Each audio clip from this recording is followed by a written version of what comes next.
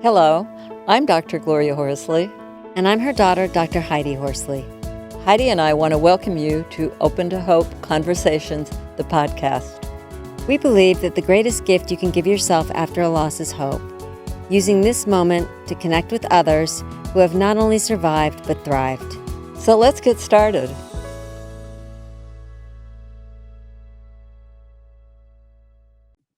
Welcome to the Open to Hope Show. I am your host, Dr. Heidi Horsley, and I'm here today with my guest, Paula D'Arcy. And we are going to talk today about transformation of pain and the restoration of hope after loss. And this is something that Paula knows well about, and she gives retreats and she writes books about this. And she is a former psychotherapist. And, not only has she had all this professional experience, but she's had personal experience as well, because her husband and daughter, Sarah, died in a car accident years ago. And we're going to talk to her about how she transformed her life and found hope again. So let me tell you a little bit about Paula. Paula is an author, a retreat leader, and a playwright. Her nonprofit is called Red Bird Foundation, which supports the growth and healing of those in need throughout the world. She is an award-winning author and has written Gift of the Red Bird, Stars at Night, The Divine Spark, and Winner of the Heart, among others. You may have written others as well, Paula, have you? Yes. You've done a lot of writing, which I love. As I said, she's a former psychotherapist, and she is a bereaved mom and a bereaved spouse. So welcome to our show, Paula. Thank you. It's wonderful to have this opportunity. Thank you. It's great to have you here. And I'm just wondering, I know it's been a journey for you and you've transformed your life in many ways, and your spiritual beliefs have been really important to you along the way. And I just wanted to start out asking you to take us through your journey. I know at the beginning, all of this started, the loss of hope, when your husband and child, Sarah, died. Yes. Mm-hmm. We were coming back from visiting my parents. I was in my 20s. My daughter, Sarah, was 2. We were riding in the car. My husband was driving. And we were 20 miles from home after a 3-hour journey to see my parents. And a drunk driver crossed a median strip, and our car was in his path, and we were hit head on. Wow. And I mean, that moment in the hospital, when I learned that I alone had survived, it was a line of demarcation in my life. I was also 3 months pregnant, and it was like my whole house of cards just fell apart. And even though as a therapist, I knew about shock, I had no idea. And I'd read about and thought I knew about grief, and I had no idea.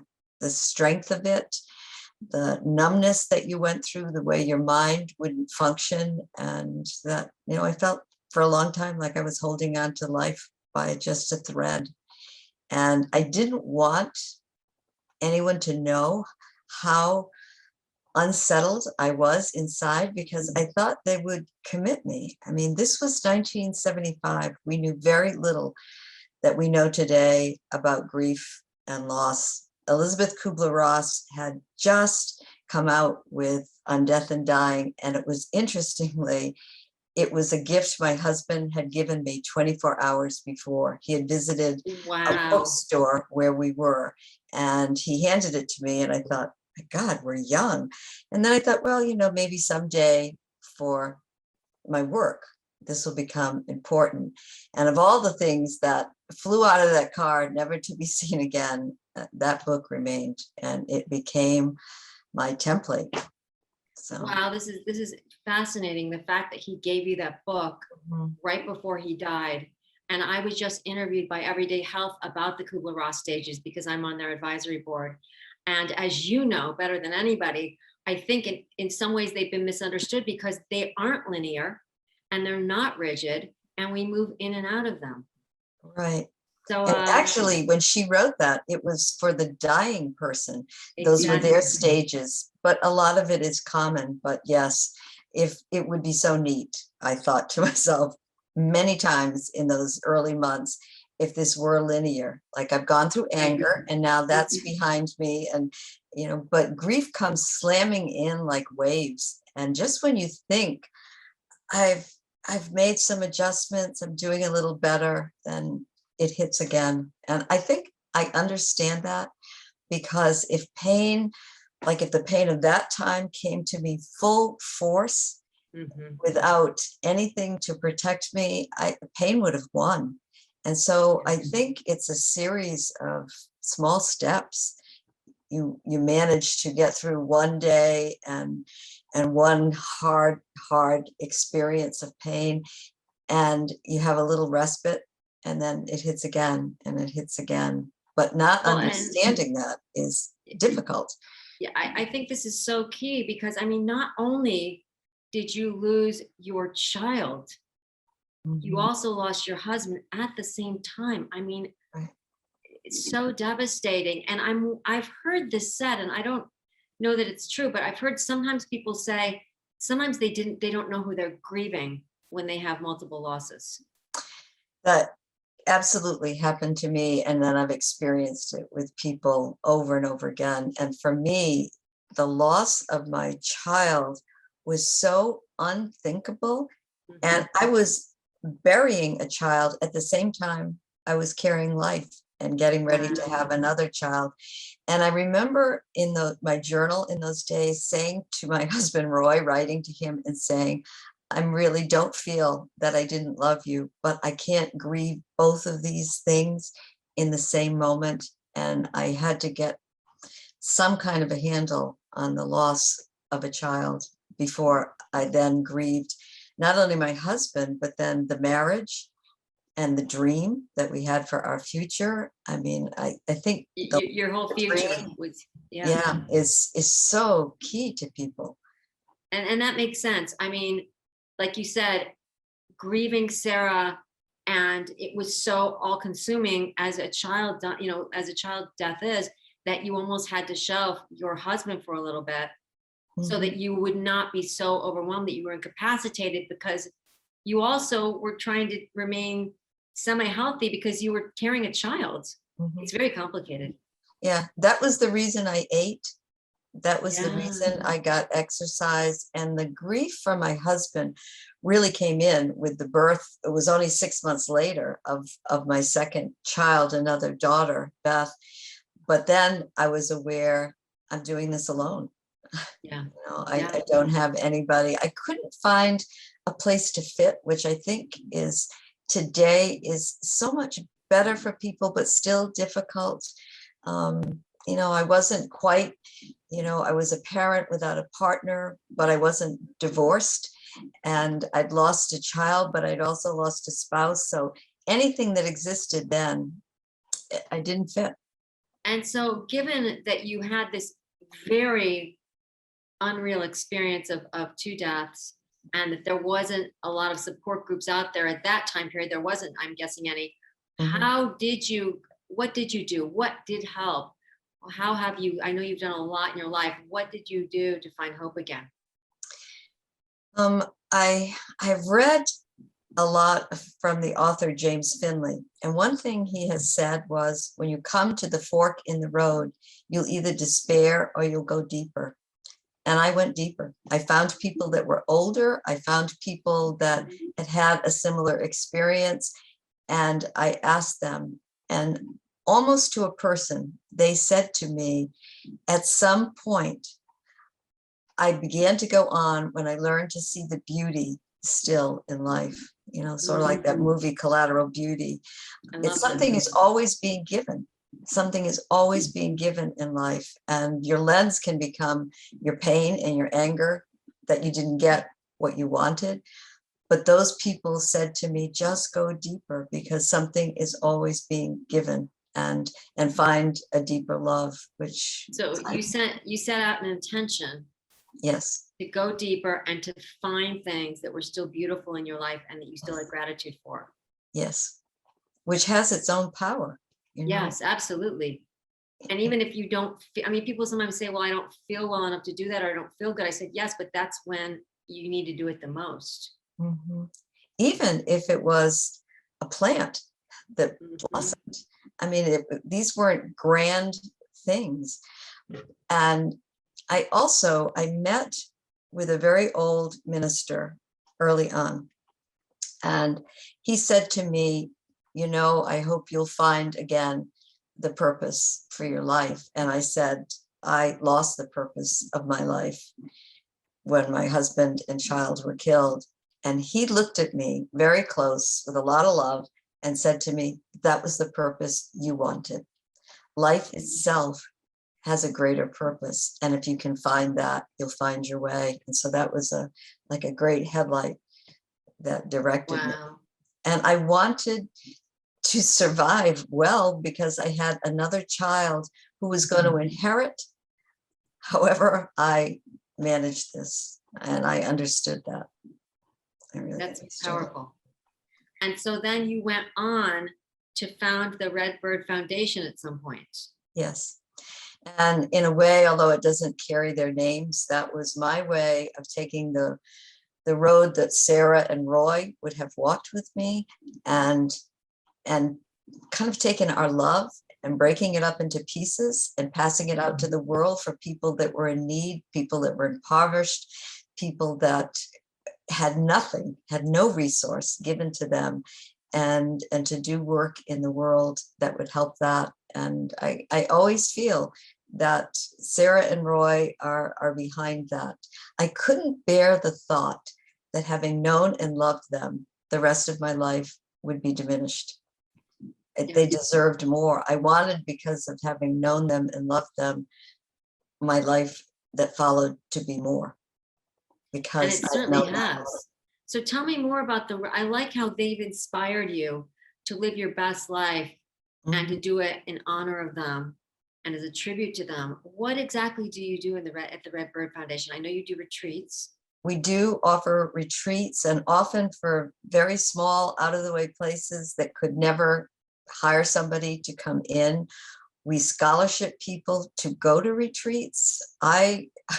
You wouldn't want to know how many emails I handle in a given week of people that are going through loss, have read a book, or come to me, and that's as much a part of my mission. But we've also done a lot of work with men and women in the Middle East, with all the tension and the loss that's there. We've done a lot of work in the country of Lithuania when the communist occupiers left.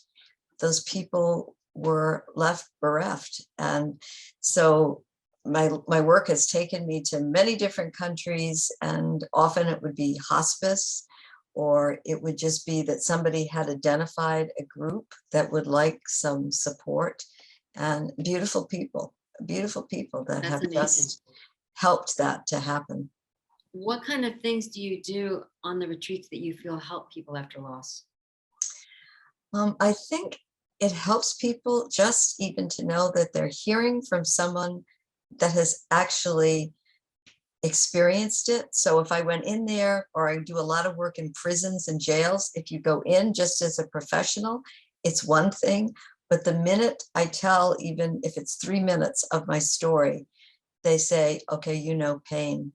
And people have often expressed that, like, if one person then could come past this, then maybe I could also. So we talk a lot about healing and finding a safe place to heal, and finding support, which exists today, support groups, counselors, journaling. I mean, whatever it is, we really support that. The pain needs to move. It needs to get from the inside to outside, because from your work, that pain is all an energy. And if it gets tamped down, and if you just repress it and try to stay busy, then the body is left trying to deal with that. And then it usually comes out in a physical symptom. The body keeps the memory, the body holds that trauma. What kind of things can people do out there? If there's people listening right now that are saying, okay, I'm holding a lot of my grief in my body, and I don't know what I can do. What kind of things would you advise them to do? I mean, there are so many different ways of grieving. I encourage people, when the tears come, to not hold them back and let them come. Again, it moves it from the inside to the outside. If you have a reliable witness in your family or your friend system to talk and talk and talk and talk. People think you're better just years before you really have told the story enough, because you're telling it initially to believe it yourself, not to inform somebody else. And so very good point. Some people find help by journaling. Again, just getting it out, then you can burn the journal if you care to. I mean, my first book was just the honest journal I was keeping. I wasn't writing a book. I was trying to stay sane, and I needed to say it, what I was thinking and what I was feeling. Support groups, if that works for people, that sometimes is a lifesaver. What was the name of your first book? It was Song for Sarah, which was Song for Sarah. And it sounds like you were really candid about what you were going through. And I like the idea of you saying, I was trying to remain sane, because I remember feeling after my brother died, like I didn't recognize myself, and I felt crazy, and I felt like, what's going on? And I like that you normalize that grief is messy and complicated, and we don't feel like ourselves sometimes. Right. Yeah. And that's all in there. It was so transparent, that book, because it was my honest journal. And it was just that a few years later, someone in publishing happened to see it and read it. And then the work came for me to decide, would I let that be published? Would that really be helpful, for people? Wow. And you have what is your most current and recent book? Would be Winter of the Heart. Winter of the Heart. And tell us a little bit about that. Someone asked me, an editor, if I would be willing to do a very small book, because that's helpful when you're grieving, about grief. And my immediate response was, I've written a lot of books that have to do with grief, and I think I'm done with that. And he said, he looked it up and he said, I feel like it's been 30 or 40 years since you wrote one specifically to grief. And he said, wouldn't it be important for readers to have the perspective of somebody that had gone through this, and then in a very much later season of their life look back on it and would be able to say, these are the things that happened to me, and here is what I found really held me. And so I love this. So with that in mind, what do you wish you had known then that you know now? That my version of God wasn't God, and that my version of life wasn't life, and that it's possible to have all these assumptions and opinions about things, and you're just either you're not old enough or you're mistaken. And I wish I had known that right at the start, because a lot of the suffering was that life didn't turn out the way I thought it should, and I thought there was a way life should turn out. And so going through that was so much suffering, different from the pain of the loss. But they were like, I call them the ultimate questions, the big questions about life that I was too young to have even considered. But then to learn everything is a gift. Like I didn't deserve this man and this child. I didn't earn them, that everything in life is lent to you. And it actually changed the way I was able to raise my second daughter, because you treat a gift differently than you do a possession. Like, she wasn't mine, that this is the terms of life. This is life on life's terms. And it caused a freedom in me that has never stopped. That's amazing. I love that. That is really, really a powerful message. As you said, the people in our lives are gifts. So if someone wants to do a retreat with you, or get one of your books, or visit your website, where can they go? They can look at the website, redbirdfoundation.com, and I do virtual retreats, and I think there's still a couple more this year. Some of them are just an evening long, some of them are, a couple of days. All of my books would be on my website listed, or Amazon, you just need to put in my name. So. Well, you are truly an inspiration and a lifeline for so many out there who don't know how they're going to survive, or even if they want to right now, because you are living proof that your life can go on, be full of joy, be full of hope, and you can contribute in big ways to society. So thank you so much for everything that you've done and are doing, Paula. And I want to thank everybody today for listening to OpenToHope.com. And I would like to remind you all, if you've lost hope, please lean on mine and Paula's until you found your own. And God bless. I'm Dr. Heidi Horsley. You have been listening to Open to Hope, the podcast. You can follow Open to Hope on Facebook, Instagram, and Twitter. To learn more, visit us at opentohope.com and go to Apple Podcasts to subscribe. I'm Dr. Gloria Horsley. Join us again next week for another Open to Hope conversation, where we invite you to lean on our hope until you find your own.